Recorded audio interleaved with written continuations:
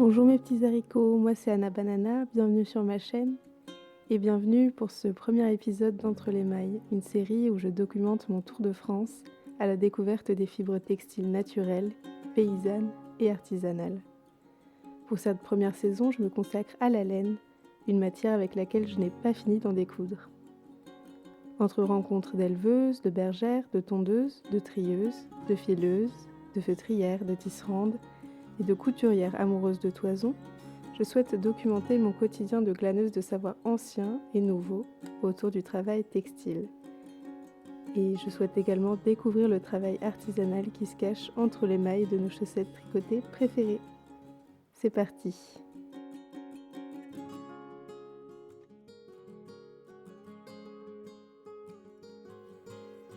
Épisode 1. Entrée en matière.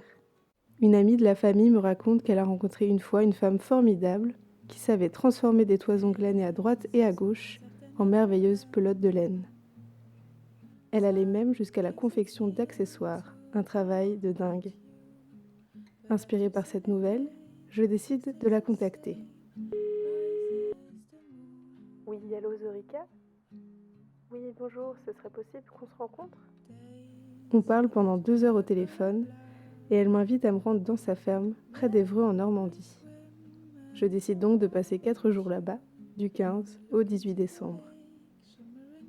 Zorika me montrait patiemment toutes les étapes pour préparer les toisons.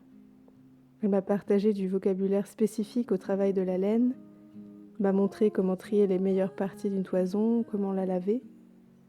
Elle m'a fait aussi des démonstrations avec ses cardeuses, des outils qui servent à ouvrir les fibres sans les casser dans la longueur pour permettre de reconstituer une nappe homogène qui sera ensuite filée.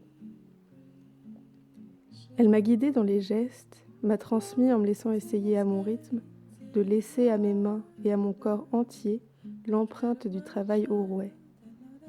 Ce n'était pas évident d'apprivoiser ce geste au début, mais au fur et à mesure de ses instructions et de l'aisance dans ma coordination entre mes mains et mes pieds, j'ai réussi à comprendre le geste. Il faut beaucoup de pratique avant d'arriver à faire un fil résistant et solide, mais c'était une belle entrée en matière dans l'univers de la laine. J'ai vraiment fait de belles rencontres et je suis très reconnaissante d'avoir pu partager cette période avec des personnes aussi bienveillantes.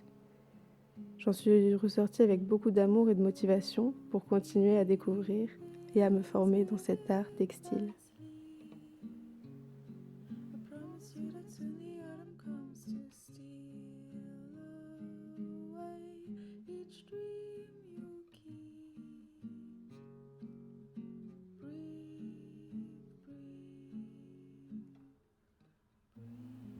Voilà, c'était un peu un petit format autour de mes 4 jours en Normandie où j'apprends à filer. J'espère que ça vous a plu. N'hésitez pas à me dire en commentaire. Et puis je vous retrouve bientôt pour le 2e épisode qui sera consacré à ma semaine de stage à Ségur-le-Château en Corrèze où j'étais chez Astrid. Si vous ne me suivez pas encore sur mon compte Instagram dédié au projet, je vous invite à le faire en fait tout simplement. C'est Entre les mailles, je vous mettrai le lien en barre d'infos. Moi je vous dis à très bientôt et je vous embrasse. Salut!